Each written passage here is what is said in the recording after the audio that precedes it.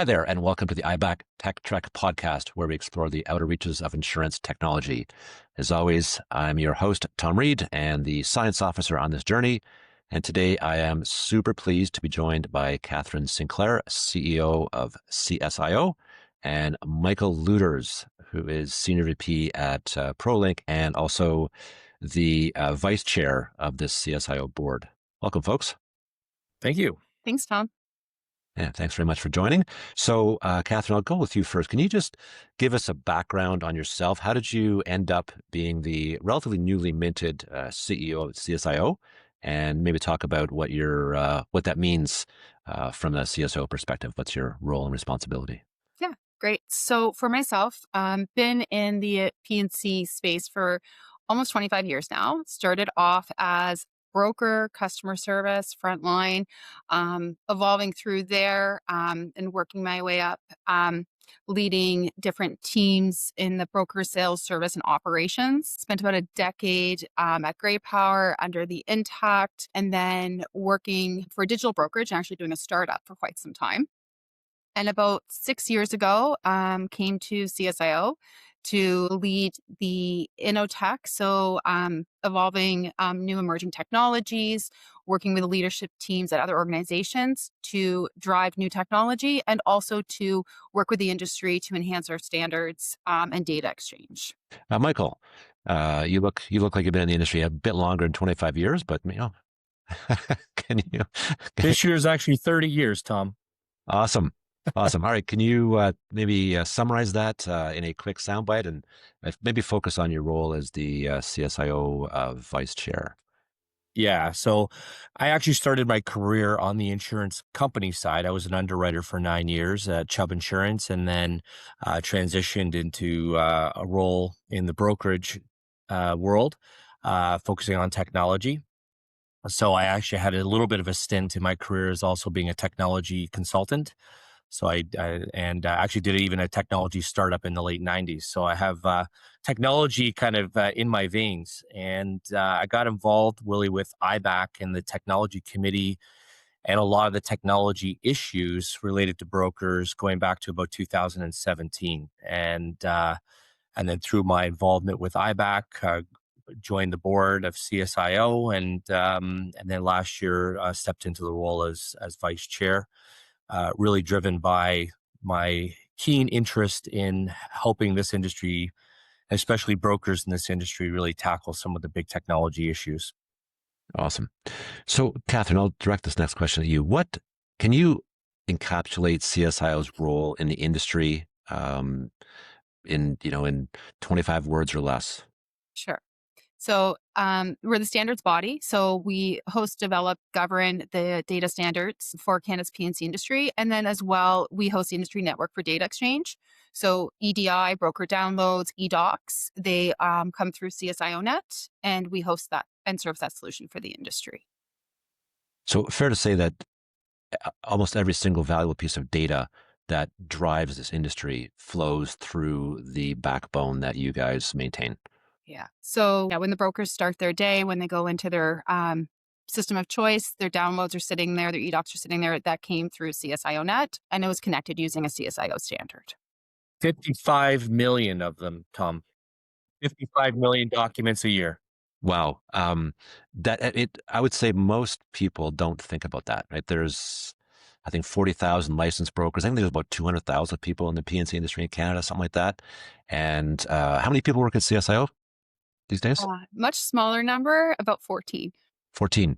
So 14 people are making sure that 55 million transactions for 200,000 people are going from point A to point B correctly, and B to A in some cases. Yeah. So, okay. Seamlessly and reliably. Yeah, exactly. So there's 14 people in the organization there. Now there's a board that numbers almost 14. So it's almost a one-to-one relationship between the board and the staff count, which is interesting. But anyway, Kathryn, I know you rely heavily on the board to set direction. This CSO is an industry body, and there's so many players, and you're kind of in the middle. You need direction, guidance, support to make sure that you're going in the right direction, that people are all aligned. Right. So, Michael, can you just talk about the board, the composition, what kind of people are on the board besides yourself? Yeah, so the board is really made up 50-50 of insurance carriers and insurance brokers. Because CSIO is a nonprofit organization that's I'll say for all intents and purposes owned and controlled by the P&C industry in Canada. The equal representation of brokers and insurers just really reflects the partnership that exists in the industry to solve these problems.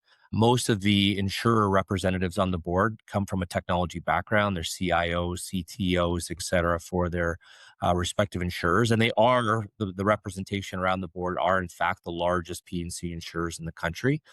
And then the broker representatives are representatives of iBAC, the National Broker Association, with more of a regional representation across Canada. But I would say that every broker that sits on the CSIO board has a technology bent to them and a keen interest in technology. So are able to be really key contributors to the discussion around how to solve some of these technology issues for the industry. So, Kathryn, you have recently announced, obviously working alongside the board, a new strat plan, a new strategic plan. So, we'll get into that contents of that in a bit. But I just wanted to give you, at a very high level, is CSIO changing something? Is this new strat plan a change in direction for CSIO? And if so, how is that?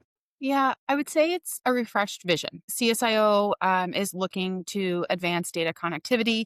As we spoke about, we have CSINet today, data exchange, but it really is a refreshed vision to deliver to the PNC industry data connectivity of that we haven't seen to date at a more accelerated rate. Okay, great. So this strat plan took a number of months to come up with. I know you had input. So I have a sort of multi-part question, and I guess maybe I'll get both of you to answer this where you feel appropriate. Who's given input? How was that validated? How did you come up with sort of the mechanics of building this plan? So in terms of developing the plan, we started taking a look this back in Q2 of 2025. And we first started doing some external research, looking at the market, looking at industry trends, not just in Canada, but also in Europe and as well as the US. From there, we also interviewed and had meetings with about 18 stakeholders, members of CSIO based on insurer, vendor front, and as well as brokers to really understand pain points, connectivity issues, and look at how CSIO can accelerate and further develop a solution to solve some of these pain points in the ecosystem today. Michael, from your perspective, obviously you're one of the people representing the broker side of the house. How did you feel the broker input was being taken in and validated, and did you feel that process is working from a broker perspective? Yeah, definitely. And when we do these 3-year strategic plans, one of the things that we also take the opportunity to revisit is the vision, the mission of the organization. And there was a modification made to that this year that made it very clear that everything that CSIO does is really for the benefit of the broker channel, of enhancing the value proposition, efficiencies, operations, et cetera, of the broker channel. So that was very comforting, I would say, for all brokers to have that reinforced, that in fact is the focus of what it is that we're trying to achieve. And certainly this new 3-year strategic plan and its focus, which I know we're going to dig into more details in a moment, really does reflect that. And the contributions of brokers in the room was widely respected. We had a great group of representatives from the brokerage community as well, who, like I said, not only are very knowledgeable, but care very deeply about these issues. And it was just an extraordinarily healthy, productive discussion. And I would say what was even more encouraging was the fact that there were very little in the way of disagreements about where we're trying to go and what we're trying to achieve and the reasons why. Uh, the brokers and the insurer partners in the room, were all on the same page. So there was that kind of made the process of creating this plan actually quite easy. Great. I think as someone who's been sort of involved in connectivity in a few different lenses over a long time. I'm actually really excited about what's been going on there, and I think that the all of the elements are in place, right? There's better back office systems at the carrier front. There's been a number of discussions involving CSIO and iBAC and so on that have talked about different ways to implement API connectivity, right? There's more people talking about it, engaging in it, and understanding, what the benefits are. This is not a tech project. This is a business project that uses technology. And the people around the table who are talking about it, who are able to get the ball rolling, I think there's, for the first time in a very long time, a really strong understanding of why this is being done, what the outcomes are, and what the downside of not doing it is. So, okay, so I think we've delayed the inevitable long enough. Let's talk about the new strategy. So, Kathryn, I'll put the ball in your court. Thanks, Tom. So I think the essence is that data exchange is very challenging. Systems aren't communicating, they're not talking, and brokers are very challenged to remain competitive against direct channels and against their direct competitors outside of the PNC broker space. So what we really looked at was the problem statement itself. Knowing data exchange is challenging. What is CSIO going to do to help overcome that? Are we going to be an enabler? Are we going to build a solution? Where do we put our focus? So first phase of our strat plan and what CSIO is focused on right now is looking at an API solution, an API design to essentially allow a broker to work in their vendor of choice and make a seamless API call to an insurer system through CSIO. In essence, that's what we're looking at, developing a solution for seamless data exchange for the brokers via API so they can compete just on the same level as their competitors today. Okay, so if I could try to restate that. So essentially today everybody has access to the CSIO API standards, right? So today we rely on the carrier to build to that and the vendor to also build to that so that they're connecting effectively, right? So it's kind of call it many vendors with many APIs connected to many carriers with many APIs. You have sort of a many to many kind of connection. That's today, right? More or less? More or less today, correct. So if you're a broker, you log into your system of choice, you're in your BMS. If you want to do API connectivity, you're really relying on the BMS vendor to have that relationship with your insurer. And you're waiting for them to deliver the APIs to you. So what we're looking at is taking that and building an API data exchange for the industry where the vendors will connect to CSIO. They'll send their request in, we'll connect to the insurers and send the response back. So therefore, as opposed to each vendor going out connecting to the insurers, they'll connect to an environment hosted by CSIO, similar to CSIO Net today, but we're looking at API data exchange, so real time, as opposed to downloads today, which obviously will still be there for the brokers. Yeah, fantastic. Okay, so essentially that takes away a ton of the complexity, right? Because you go from instead of a many to many, which means if there's timing dependencies, there's how I do things dependencies, there's, the XML versus JSON, there's so many variables that go into that. Plus it's just there's probably thousands of APIs I have to build. So if I understand you correctly, what you're talking about is there's one way for insurers to connect, and then there's one way for vendors to connect. So if need to get a quote from 3 carriers, I'm essentially sending one request from my vendor system to CSIO, who then sends it off to my three carriers, and I get it back in one way. So all 3 of those things come to me once. Correct. Yeah. So and all of this will happen inside of your BMS, your system of choice for the broker. So the broker doesn't have to worry about going to portals, going to external systems, seamless inside their system today. Type in the data, they'll push it through. We will then send it off to their insurers and bring it right back with the rate and the underwriting messages from the insurer. What we're really talking about here is complexity and cost. And right now, the ability for the technology that brokers use to connect directly to our insurer partners is complex because, as we talked about, it's all one-to-one connections. And each of those one-to-one connections has to be built and maintained and everything else. And that's very complex to do that because it's a separate project in each and every case. And it's expensive because you have to maintain all those various connections. And so what we're really talking about is a one, like Now, whatever technology platform, whether it's a BMS or otherwise, only has to connect to one thing, CSIO. The insurer only has to connect to one thing, which is CSIO. So you take a huge amount of cost and complexity out of it. I don't want to minimize how complex it is to make that happen, but the reality is what we're doing is we're really leveling the field, and simplifying the ability for brokers and their insurer partners to now communicate digitally in real time, which is never really happened. Let's dig into this a little bit. So let's fast forward, and we can talk dates and proofs of concept and stuff like that in a moment. But let's fast forward, X amount of time, right? And and I'll go back to you here, Michael. So, what do you see some of the biggest benefits or differences being for brokers in the new CSIO net real time world? Couple of things. The first is that it really levels the playing field from a customer experience perspective between brokers and direct writers, because direct writers, frankly, now have a huge benefit.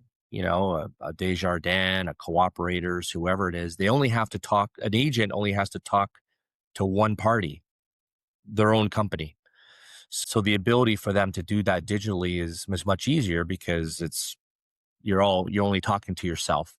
And so they can offer a much better customer experience in many ways than a broker can, as far as giving their customers the ability to do their P&C portion of their lives in a digital way. Because of the cost and the complexity that's existed in the industry for brokers, we've not been able to do that. So we're forced to either go get a quote in a portal, or we have to send a submission into an email box and wait for somebody to respond to us. Or, we've got multiple workflows, and each of those workflows adds cost and complexity to a broker. And also it takes time, right? So for us to even get a quote can sometimes take 3 days, a week to get that done, whereas a direct writer can do that very, very quickly. So one of the big benefits, I think, of what we're talking about here, or that we're going to see as brokers, is that ability to give the end customer the digital experience that they get in, frankly, every other part of their financial life, whether they're talking about their banking or their investments, or their ability just to use they could take their bank card from any bank and they can use it in any ATM and any point of sale terminal. Every other part of a person's financial life, they can do it except in the P&C world with a broker.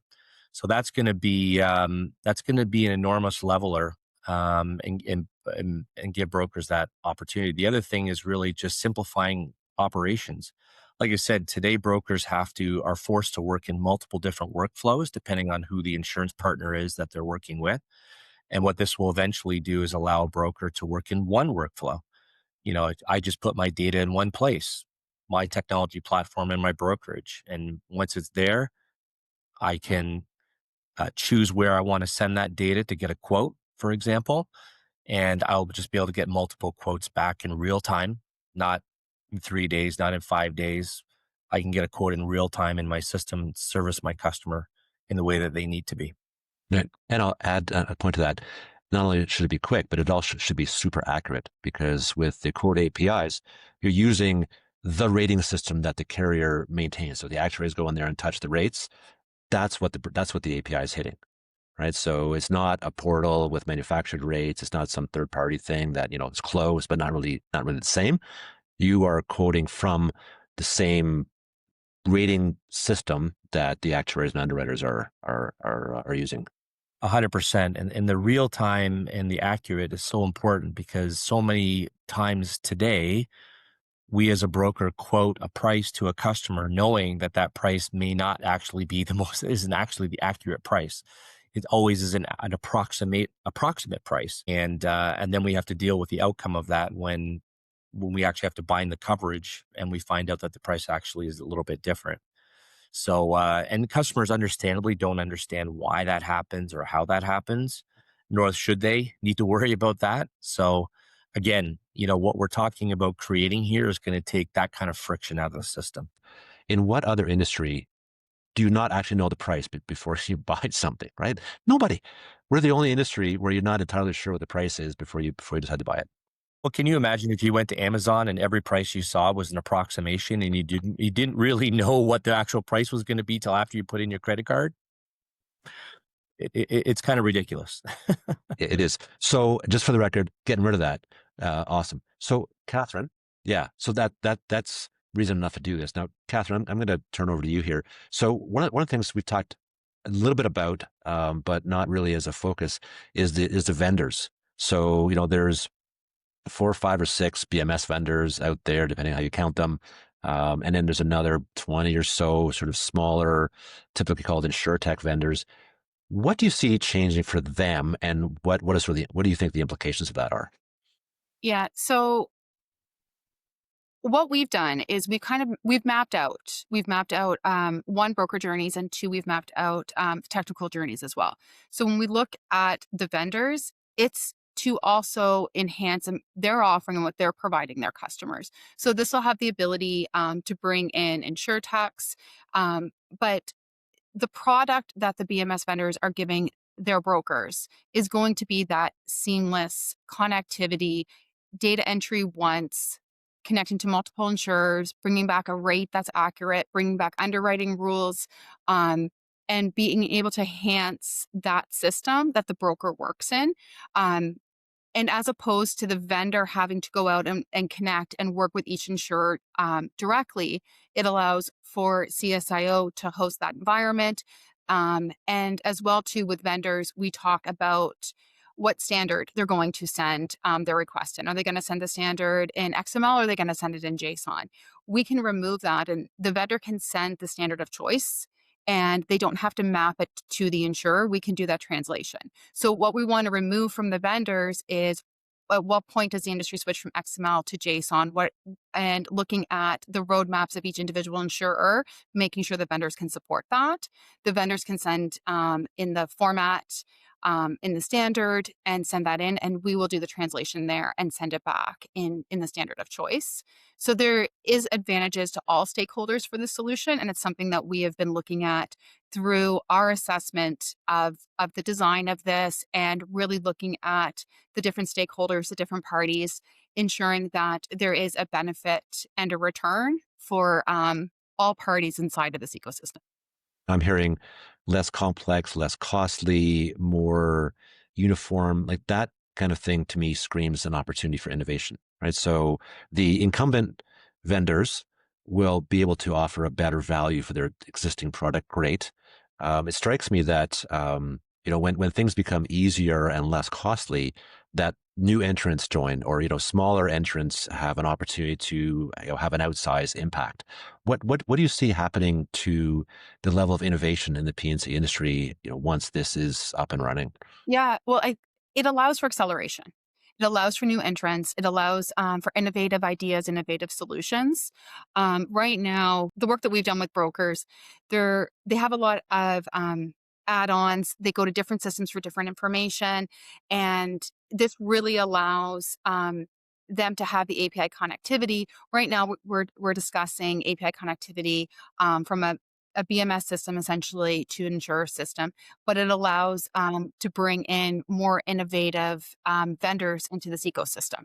Yeah, this is going to unleash an enormous amount of innovation for insurtech, because what we see today is a lot of innovation for insurtech has been stifled because of the cost and the complexity of connectivity.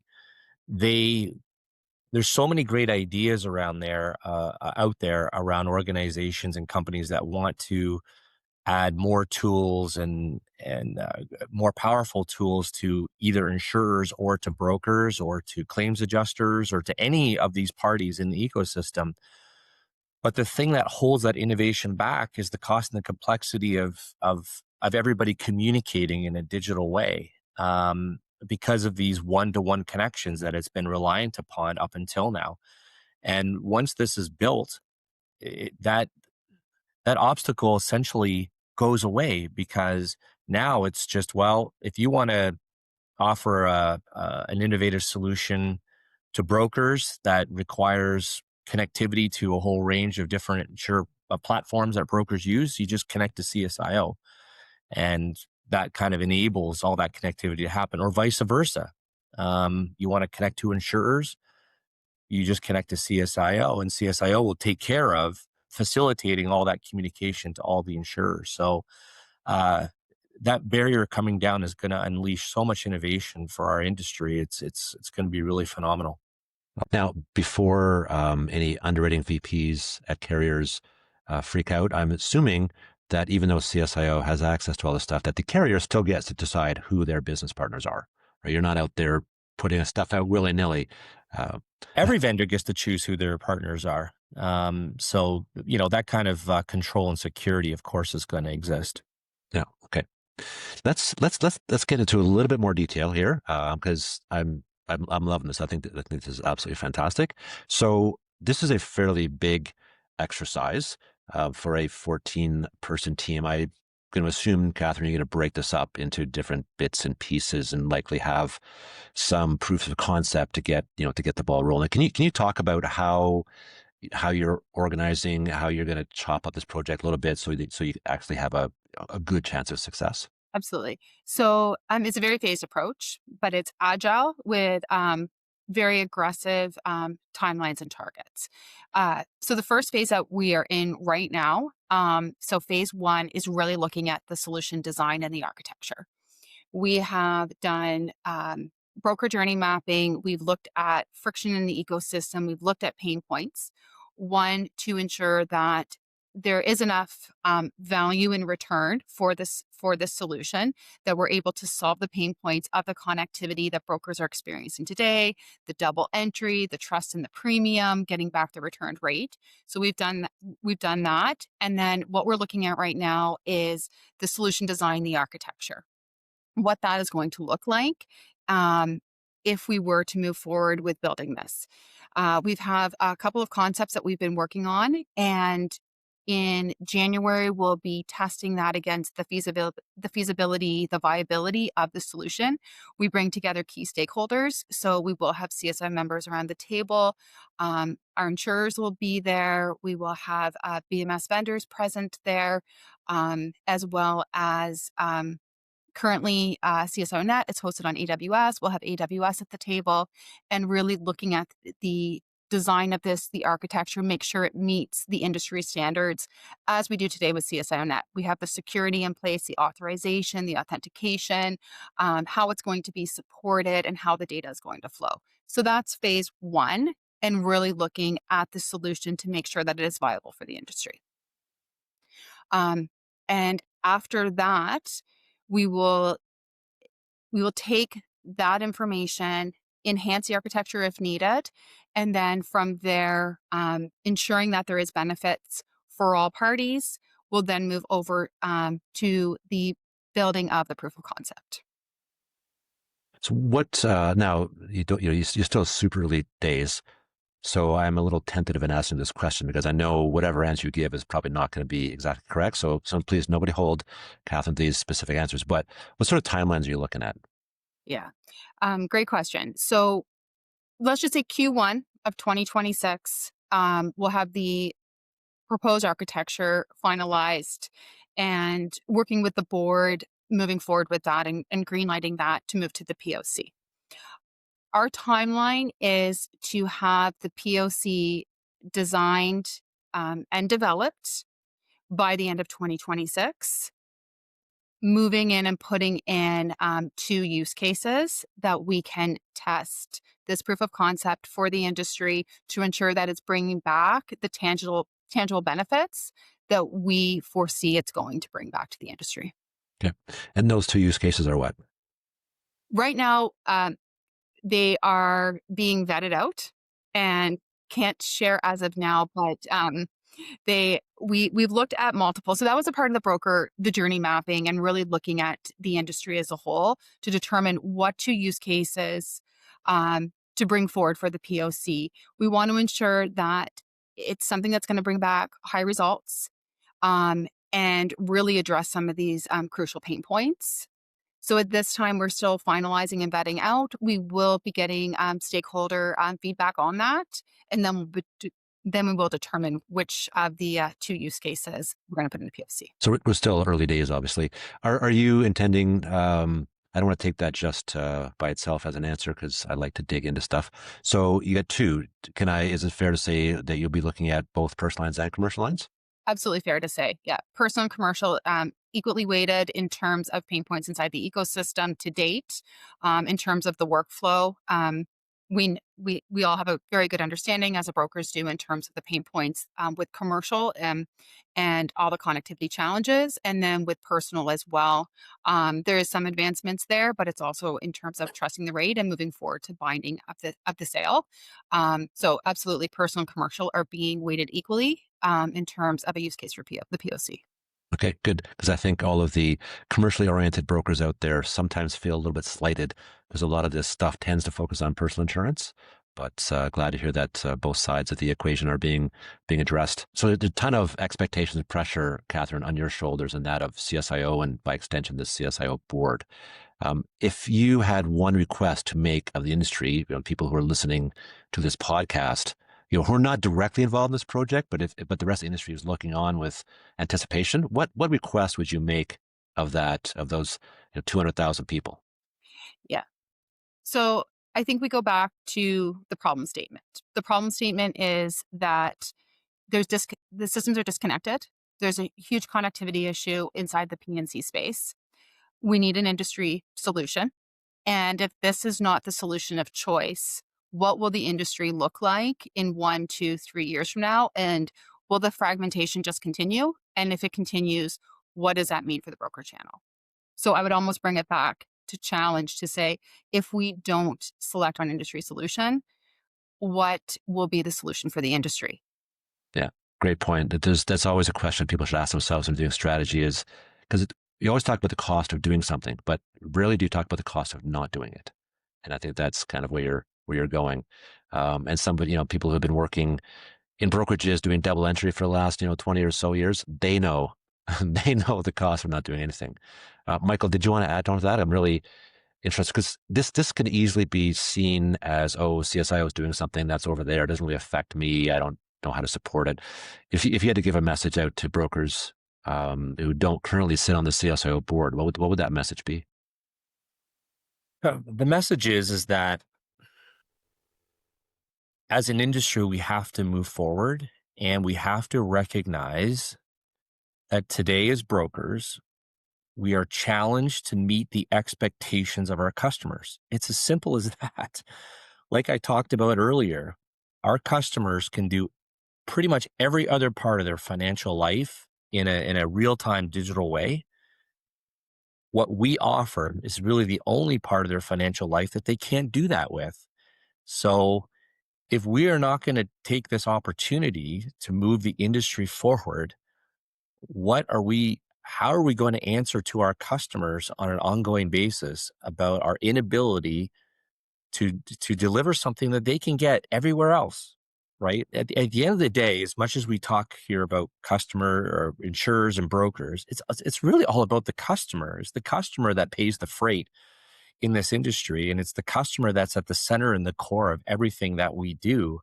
So if we are not going to do this for the customer, then what are we doing? Everybody in the industry has been reading about connectivity for years, and there's kind of been that promise that's been sitting out there for some time. And it would be understandable for the industry in general to have some skepticism that all of a sudden now this is actually going to move forward. And I understand and I accept that skepticism. But we have to remember that we're in a very different place today than we were before. There was no question when we did the strategic plan amongst everybody in the room that this is the direction the industry needs to go. And the issue was previously that the industry just couldn't get there because a lot of our insurer partners had been going through massive technology evolutions in the last couple of years, spending many, many millions of dollars, getting rid of their old technology and replacing it with new technology. And the issue is that it didn't make sense for them to make this kind of an investment in this kind of connectivity in an infrastructure that they were frankly throwing out and replacing. So, but now I would say a lot of the insurers, a lot of the major insurers in this country have largely finished those investments, and those modern technology infrastructures are now in place. And now they are able to have serious conversations about doing this. They have technology platforms that are capable, in some cases out of the box capable, of doing this sort of thing. So all the reasons in the past that we really weren't able to move forward, most of those reasons no longer exist. And that's why I have such a tremendous amount of confidence that the time is now, and this is actually going, this will go ahead. This will be a reality. The world of insurance is changing because the world of tech is changing. Join us on the journey at ibactech.ca.